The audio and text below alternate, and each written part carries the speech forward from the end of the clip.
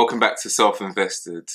In this video, I'm going to be giving a practical example of the cost involved with staircasing your ownership of a shared ownership home from 25% up to 100%. I'll be showing you what your cost will look like month to month with mortgage and rent as your shares in your property increase. And also I'll show you the cost involved with staircasing each way from 25% up to 100%. If this is your first time on this channel, my name's Lemuel, and on Self-Invested we talk all things personal finance, from investing in the stock market to paying off credit card debt fast and everything else in between, including housing. Just so you know, I'm not a financial advisor, I'm not an expert, I'm just a regular guy that enjoys learning about how we can do better with money and sharing what I learn along the way. If that sort of thing interests you, then stick around and I hope you enjoy the video. If you do enjoy the video, make sure you give it a like and subscribe to the channel to get more content on personal finance.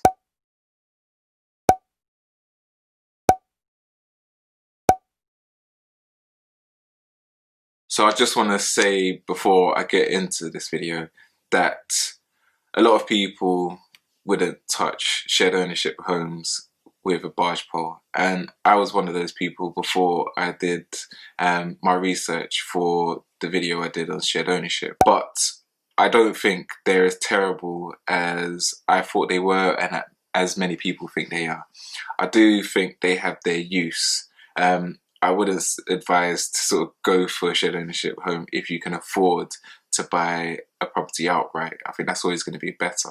But I can see the benefits when you compare shared ownership homes to renting privately, because you do have a stake in property and part of the monthly payments that you're making for your mortgage are actually going towards ownership of the property, rather than they're partly recoverable. They're not totally unrecoverable like they are with rent. If you are considering to go for a shared ownership home, I think it's vital, it's crucial that you do your research and you make sure that you read the lease, because there are a lot of cases where people get tripped up and they don't realise what they're buying into. And I don't think this is helped by the lack of information online about shared ownership homes. I think it's not the most transparent scheme. I mean, do as much research as you can, watch videos like mine. I'll try and leave a link in the description to other really good resources on shared ownership homes, but I don't think they're something not to consider at all. Homes, property is very expensive at the moment, and shared ownership homes may be the only sort of real or viable sort of way for somebody to actually get their foot on the property ladder. And that's especially true, that's an acute problem in London. Don't write them off completely, but do be very careful and make sure you do all the research that you can before you actually commit to buying a shared ownership home.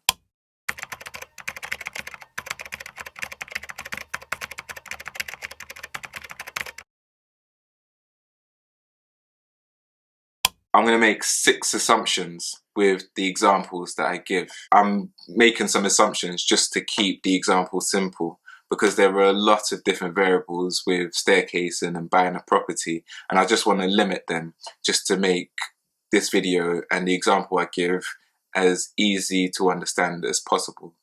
So the first assumption I'm going to make is that you're buying a property now, a shared ownership property now, and instead of paying stamp duty in stages, you're going to make a market value election to pay off the stamp duty on the whole property in one go. Now I'm going to assume that we're paying for stamp duty in one go at the start, because if we do it now, you're not going to have to pay any stamp duty at all.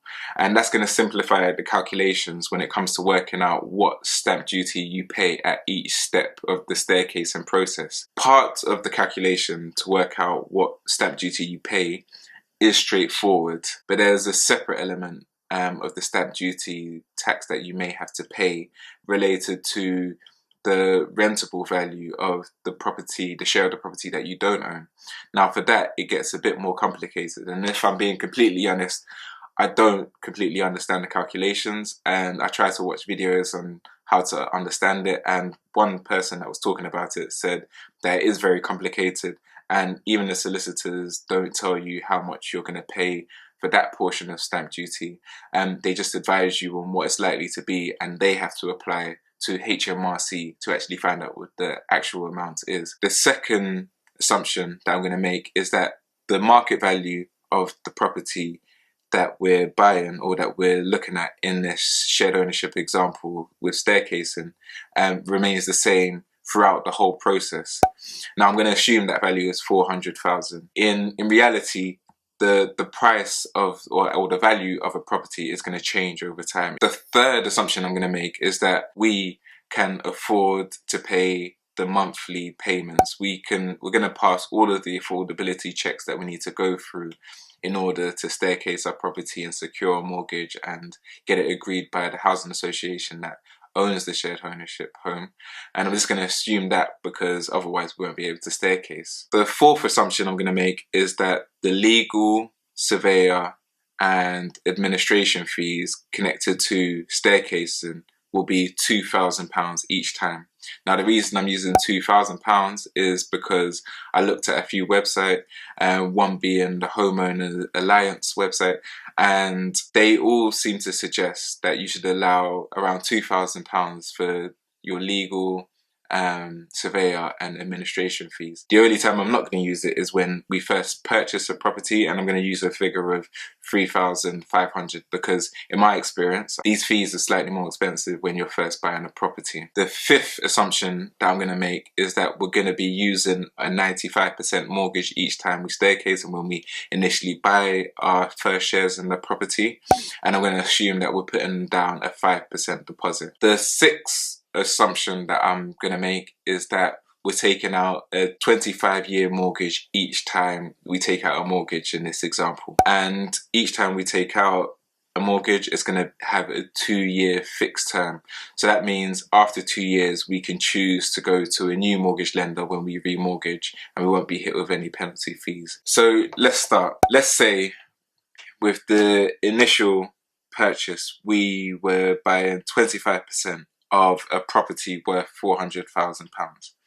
In this situation, the value of the shares that we're buying would be worth £100,000. As I said, we're going to assume that we're taking out a 95% mortgage, and that would mean that we are borrowing £95,000 and we would need to put down a deposit of £5,000. So in this example, the loan to value of the whole property is 23.75%, and the deposit value to the whole value of the property is 1.25%.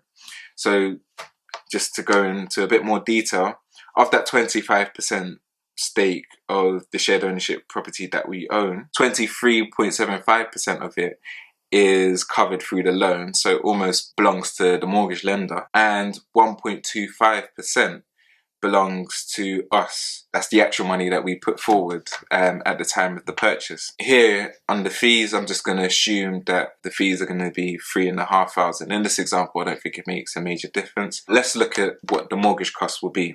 So if we have a 25-year mortgage with a 2-year fixed interest rate of 3.25%, our monthly costs are going to be £463. And as I said in my previous video on shared ownership, rent for a shared ownership property is capped at 3% of the share of the property that you don't own. So the share of the property that we don't own with this property is worth £300,000. That means that our rent will be capped at £9,000 per year, which is equal to £750 per month. So the total monthly cost when we own 25% of a shared ownership home would be £1,213. Now, let me just say at this point, in reality, your monthly costs are not only going to be your mortgage and rent. In addition to your mortgage and rent, you're also going to have to pay service charge and potentially building insurance and ground rent. The reason why I'm not looking at those as part of this example is because they're not going to change as the shares in your building increase. They're going to remain the same all throughout. So now let's go back to the other table. After 2 years of paying down our mortgage, the outstanding balance on the mortgage would be £89,900. £908. This means the loan to total value of the property would have fallen from 23.75% to 22.48%. And this means our share in equity of the building would have increased from 1.25% to 2.52%, and means the monetary value of our share of the property would be £10,092. So our overall share will still be 25%, but our stake of that 25% would have increased to 2.52%. Now, let's say we decide after those 2 years to increase our share in the shared ownership property by 25%. This means it will take our total shares in the property from 25% up to 50%. The value of our shares will be 200,000, because, as I said, we're not going to change the value of this property over time. In reality, it may change, it may go up, it may go down, more likely to go up over time, but we're just going to assume that it's the same. So 50% of the value of the property is 200,000. To pay for this 200,000, we're going to take out a 95% mortgage again. That's going to be equal to £190,000. And we're going to put down a 5% deposit, which would be equal to £10,000. Now that's a 5% deposit of the 200,000, not of the total value. So of that 50%, 190,000, the loan from the mortgage lender, is going to make up 47.5% of that 50%, and our 10,000 is only going to make up 2.5% of that 50% share that we own. And again, on the fees, we're going to allow £2,000 for this. Let's look at what the mortgage and rent costs are going to be when we own 50% of the property. If we took out a 25-year mortgage with a 2-year fixed interest rate of 3.25%, our monthly mortgage payments will be £926 per month. And the share of the property that we don't own would be worth £200,000, and our yearly rent will be capped at 3% of this figure. So 3% of £200,000 is £6,000.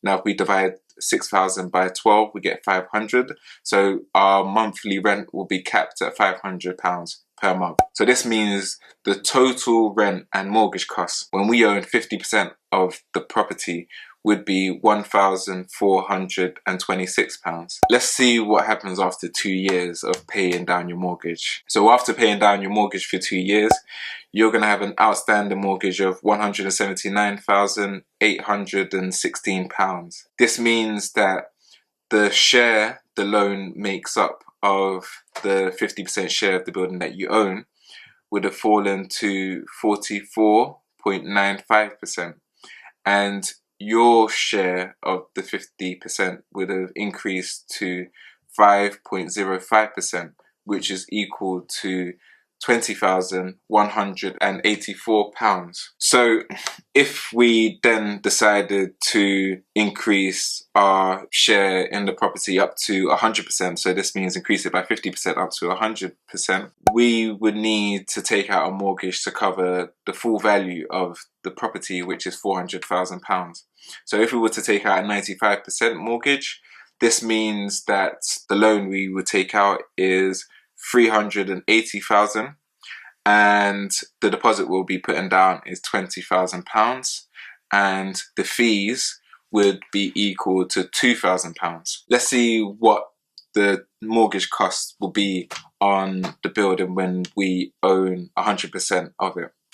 So I had a look on the Money Saving Expert mortgage comparison website, and according to them, if we were remortgaging a property worth £400,000 with a 95% mortgage with a 5% deposit, the best interest rate we would be able to get is 3.19%. This would be equal to £1,840 per month. Now, because we own the property outright, this means there'll be no rent to pay, so the total cost will be equal to £1,840. If we look at the total columns, you'll see that as our shares in the property increased, so did our cost per month.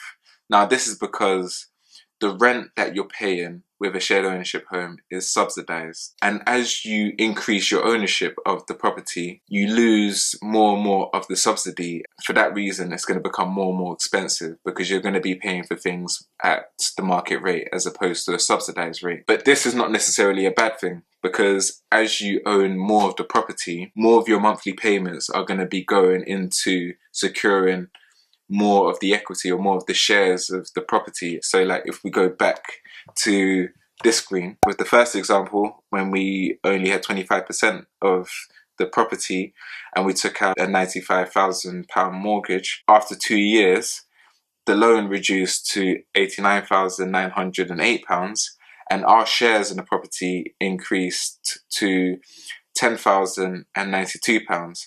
Now, as you take out a bigger stake in the property and more of your payments are going towards a mortgage, your shares in that property are going to increase. So although your costs are increasing, more of the costs that you're paying each month are going to become recoverable, which is going to be good for you if you come to sell the property in the future. Also, if £1,840 looks expensive to you, there are options for actually reducing that monthly cost. Now, I did a video on mortgages for first-time buyers where I go into real detail about mortgages, and I think it's worthwhile watching if you haven't seen it, because it will help you get a better understanding of what I'm about to say now. You do have options with mortgages to actually reduce your monthly costs.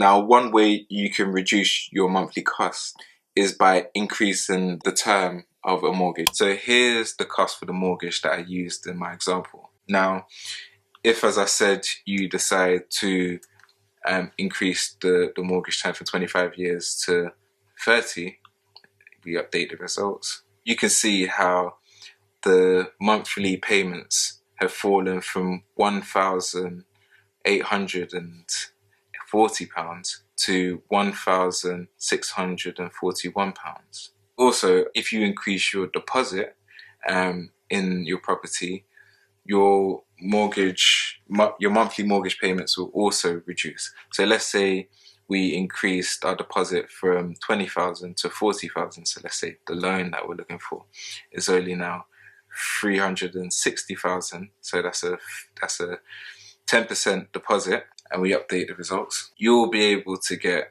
an interest rate of 1.69%. And for a 25-year mortgage, your monthly repayments would fall from £1,840 to £1,472. So that brings us to the end of the video. I hope you enjoyed it. If you did, please give this video a like and don't forget to subscribe to get more content like this. I always try and give like practical examples and make my videos more interesting rather than me just talking. So if you like practical videos where I take you through examples of different personal finance topics, and I'm sure you do because you've made it all the way to the end of the video, make sure you subscribe to the channel. And if you have any requests for me to make a video on a certain topic or to do a worked example on any specific finance topic, then let me know and I'll make a video on it. Anyway, yeah, thank you for watching, and remember to never stop investing in yourself.